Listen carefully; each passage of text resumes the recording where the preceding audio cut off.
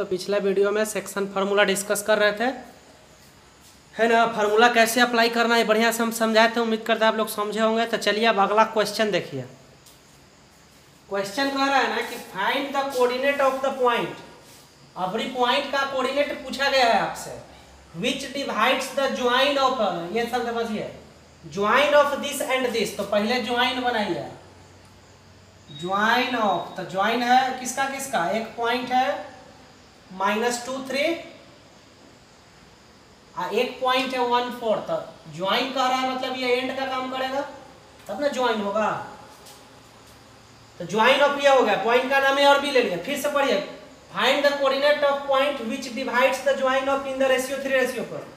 अब इसी ज्वाइन को 3:4 में कोई पॉइंट बांट रहा है, मतलब इधर 3 हिस्सा उधर 4 हिस्सा। तो ले लीजिए अंदाज पे कहीं, मान लीजिए ये पॉइंट है जो इसको किस रेशियो में बांट रहा है, 3:4, मतलब इधर 3 पार्ट है इधर 4 पार्ट है ना। तो m का वैल्यू 3 ले लीजिए और n का वैल्यू 4 ले लीजिए। देखिए ऐसा नहीं है, m बराबर 3 के ले लीजिए और n बराबर 4 के ले लीजिए। तो के लीजिएगा ना और सोल्व कीजिए। देखिए आप लोग 3 के और 4 के लेके कैलकुलेशन कीजिएगा तो लास्ट में के कैंसिल हो जाता है। ट्रिगोनोमेट्री का वीडियो अगर आप लोग देखे होंगे स्टार्टिंग वाला, तो उसमें भी ऐसा था, लास्ट में तो के कैंसिल हो जाता है। तो यहाँ पे के नहीं लेके सोल्व करते हैं हम लोग, कोई बुक वगैरह में नहीं कर ले रहता है तो हम लोग छोड़ देंगे।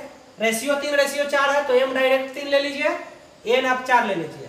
चूंकि रेशियो में है के भी आप लेके करिए ना तो लास्ट में कट जाएगा। अब पूछ रहा है ना, देखिए सुनिए ध्यान से, यही पॉइंट इसको 3:4 में बांटा, तो इस पॉइंट का कोऑर्डिनेट आपसे पूछा है, तो इसका तो कोऑर्डिनेट x y होता है स्टैंडर्ड रिजल्ट। तो यही x और y का वैल्यू आपसे पूछा है आपकी। तो कल के वीडियो में हम बताए थे ना कि पॉइंट दे देगा तो आपसे रेशियो पूछेगा, हो सकता है कि रेशियो दे देगा और आपसे पॉइंट पूछेगा। तो सबसे पहले ही पॉइंट को लेट कीजिए x y, let the required point be p x y and given points को भी नाम दे दीजिए a b and given points be a -2 3 and b 1 4। ठीक है ना। उसके बाद डायग्राम बना लीजिए। अब उसके बाद सारा डाटा को लिखिए।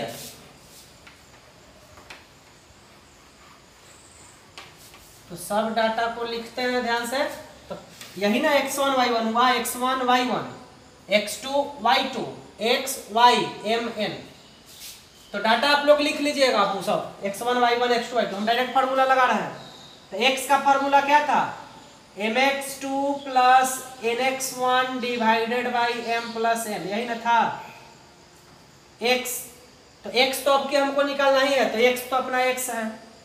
m, तो m का वैल्यू 3, m3 x2, तो ये वाला x2 है 1 प्लस n, तो n का वैल्यू 4 इंटू x1, तो x1 आपका -2 divided by m plus n, तो m हो गया 3 n हो गया 4, तो 3 + 4।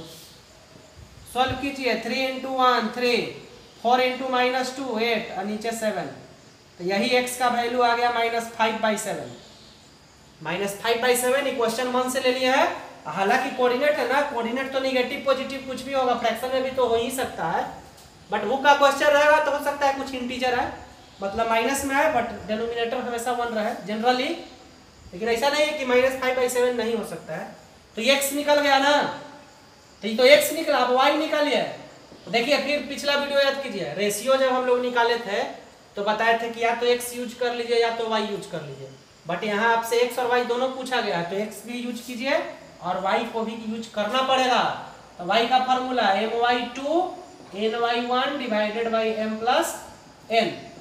तो वैल्यू भरिए, m3 y2, तो y2 के जगह पे 4 हो गया, n तो n का value 4, y1 3 divided by m plus n, तो 3 + 4।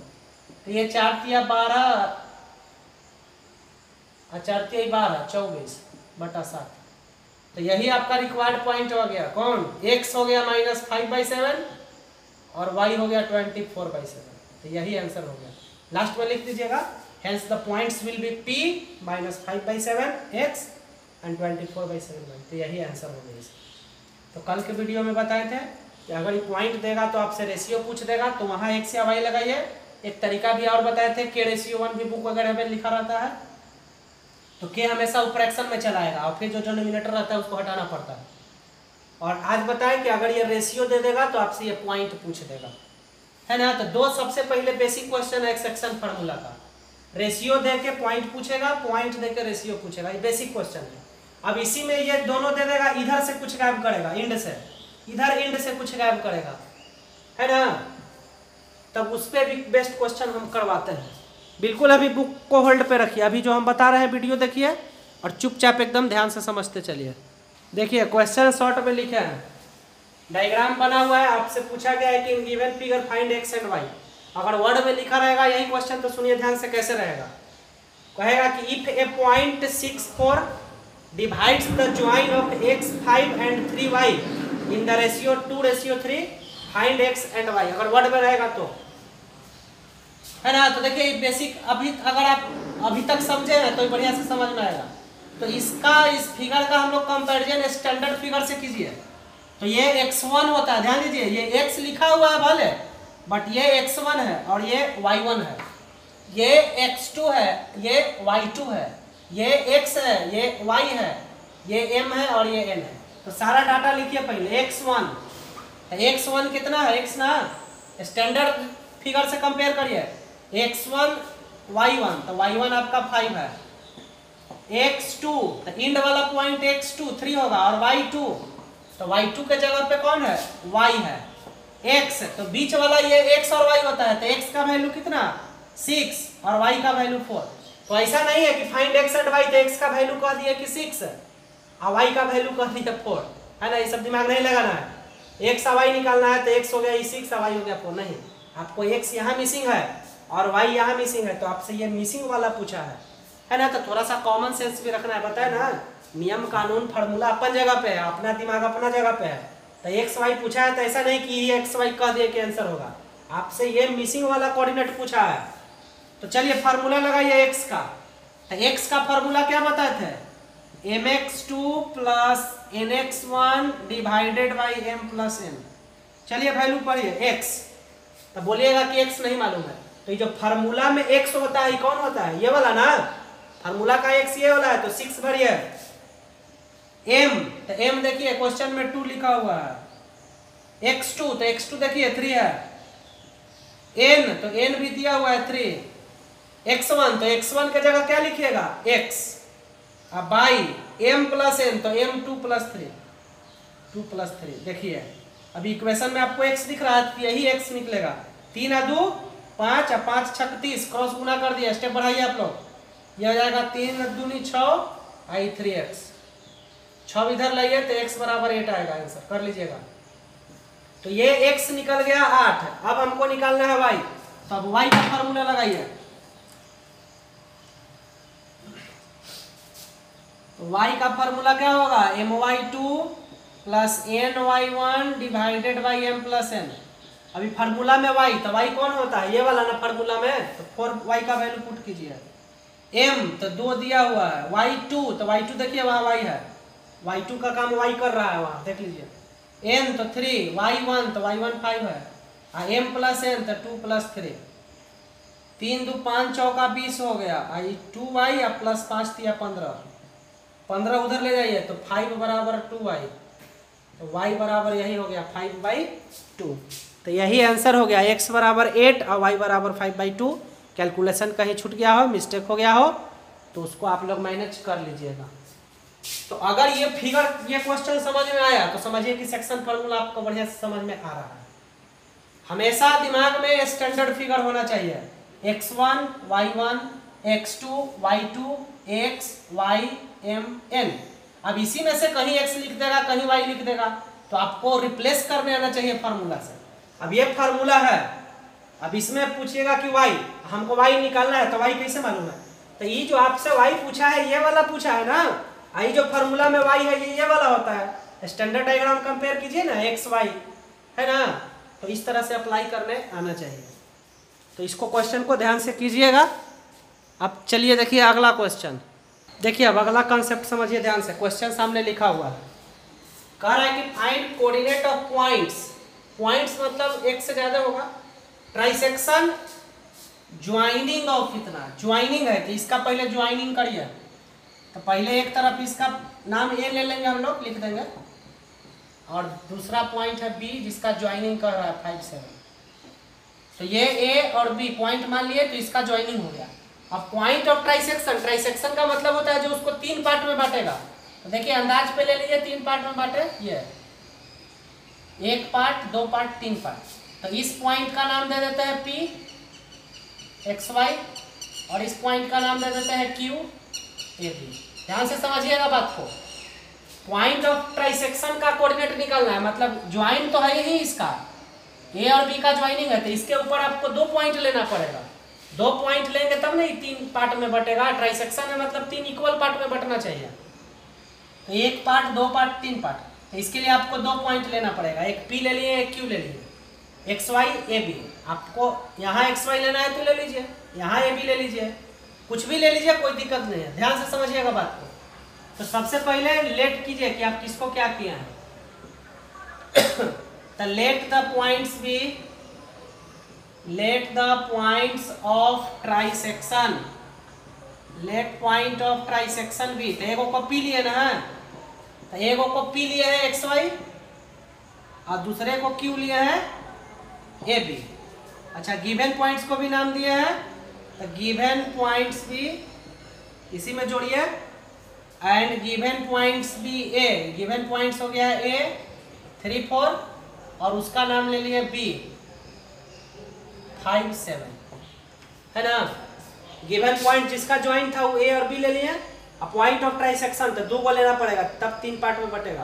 तो एगो को पी ले लिए एक्स वाई, एगो को क्यू ले लिए ए बी, ठीक है ना। तो इतना डायग्राम पहले समझ लिए। अब देखिए इसको आगे ध्यान से इसको समझिएगा। अब देखिए ध्यान से कैलकुलेशन समझिए।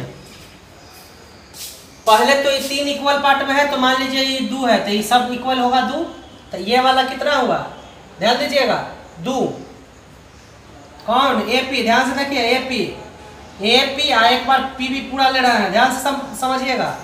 ए पी 2 हुआ, आप पूरा पी भी, तो कितना होगा 4 ना। तो रेशियो कितना आया 1/2। अगर इसको आप 3 लीजिएगा तो सब 3 3 होगा, तो ये 3 होगा, ये नीचे 6 होगा, तो रेशियो 1/2 आएगा। कुछ भी आप डिस्टेंस सोच के देखिए तो रेशियो हमेशा क्या आएगा, सेम ही आएगा। काहे आएगा, तो फिर एक समझ लीजिए, पी है तो ई का एक हिस्सा है ना, पी के इधर एक हिस्सा है और पी के उधर 2 हिस्सा है। तो पी के इधर एक हिस्सा है और पी के उधर 2 हिस्सा है, तो रेशियो 1 रेशियो 2 होगा। तो ध्यान दीजिए अभी हम क्यू को इग्नोर कर रहे हैं, क्यू नहीं है, आपको मिटाना नहीं है। ध्यान से समझिए, आपको मिटाना नहीं है, हम मिटार दिए हैं ताकि बढ़िया से समझ में आए।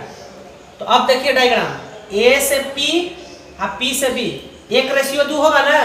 क्यू है जो दिख नहीं रहा है, हम समझने के लिए मिटा रहे हैं।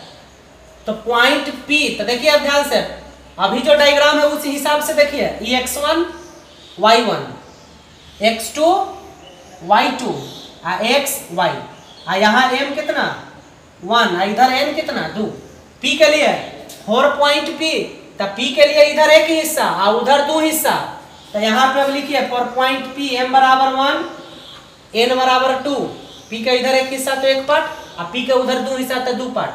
q रहेगा बट उसको अभी इग्नोर किए हुए हैं। x1 3, ध्यान दीजिएगा x1 3, y1 4, x2 5 और y2 7। तो चलिए फार्मूला लगाइए x का। तो x का फार्मूला क्या होता है, mx2 plus nx1 divided by m plus n, यही ना। तो x के जगह तो x ऑलरेडी है, तो x छोड़ दीजिए। m, तो m के जगह 1, x2, अब डायरेक्ट हम वैल्यू पुट कर रहे हैं, आप लोग कैलकुलेशन अपना चेक करिएगा। तो x हो जाएगा 3 दूनी 6 5 11/3। तो x का वैल्यू 11/3 आ गया। इसी तरह y, तो y का फार्मूला हम लगा दिए my2 plus ny1 by m plus n। तो y के जगह पे तो y ही छोड़ दीजिए, m1 हो गया, y2 7। देखिएगा कैलकुलेशन आप लोग अपना करिए, हम फटाफट कर दे रहे हैं। 8 7 15/3, तो y 5 आएगा। तो y का वैल्यू 5 आया, x अभी निकला ना 11/3। तो x 11/3 और y 5 आया। तो सो p का कोऑर्डिनेट क्या हो गया 11/3 और 5। किसका निकला, p का। तो समझ गए बात ना। अब यहाँ तक ये हम लोग लिख देंगे कि 4 point p for point P। अब यहाँ लिखिए फॉर पॉइंट Q। तो अब P को इग्नोर कीजिए, ध्यान से समझिए। अब इसको इग्नोर कीजिए, Q यहाँ पे न था, ये भी मिटाना नहीं है, हम समझने के लिए मिटा रहे हैं। तो अब जो डायग्राम बना हुआ है वो देखिए। तो Q, अगर Q से देखिएगा तो इधर दो हिस्सा हुआ ना, Q का इधर दो हिस्सा हुआ और उधर एक हिस्सा हुआ। तो Q के लिए M का वैल्यू 2 होगा, N का वैल्यू 1 होगा। ध्यान से बात समझिए। Q के लिए इधर 2 पार्ट होगा और इधर 1 पार्ट होगा। तो Q के लिए M इधर वाला पार्ट 2 और N 1 होगा। अच्छा, x1 y1 as it is रहेगा ना। x1 3 y1 4, उधर वाला पॉइंट x2 5 y2 7 और ये xy होगा। तो x के जगह a होगा, x के जगह a होगा और y के जगह b होगा। स्टैंडर्ड डायग्राम है ये दिमाग में लेके, x1 y1 x2 y2 xy। तो x का काम अब की a कर रहा है और y का काम अब की b कर रहा है। q के लिए इधर 2 हिस्सा है और उधर एक हिस्सा है। तो p को हम मिटा हुए हैं जान के कि समझ में आवे। डायग्राम में आपको तो सब सामने नहीं रखना है, बट इतना कर लेना है। तो चलिए फार्मूला लगाइए x का। तो x का फार्मूला क्या था, mx2 plus nx1 divided by m plus n। Value भरिए x। तो अब की x है, अब की तो x के जगह a है, तो x के जगह a भर दीजिए। m, तो m के जगह देखिए 2 है, लिख देते हैं 2। तो 2x2, तो x2 के जगह 5, n के जगह 1, x1, तो x1 के जगह 3, m प्लस n, तो 2 प्लस 1। तो कर लीजिए 3 10 13/3 आएगा। तो a का वैल्यू 13/3 आया। इसी तरह y 13/3 आया, लिख देते हैं ना, फिर भूला जाएगा। y का फॉर्मूला लगाइए। तो y my2 plus ny1 divided by m plus n। तो y के जगह बड़ी b ना है, तो यहाँ y के जगह b लिख दीजिए। m, तो आपकी रेशियो 2 है, y2 उधर से 7, n 1 है, y1 4 है, m प्लस n, तो 2 प्लस 1। तो b हो जाएगा 14 4 18/3 6। तो यही 6 हो जाएगा q। तो q का कोऑर्डिनेट ये हुआ, p का कोऑर्डिनेट ये निकला था ना, 11/3 था, 5 शायद। तो p का कोऑर्डिनेट ये हो गया, q का कोऑर्डिनेट ये हो गया। तो लास्ट में यही आंसर लिख दीजिएगा, है ना। तो डायग्राम आपका ऐसे रहेगा, p भी रहेगा इसी तो मिटाना नहीं है p।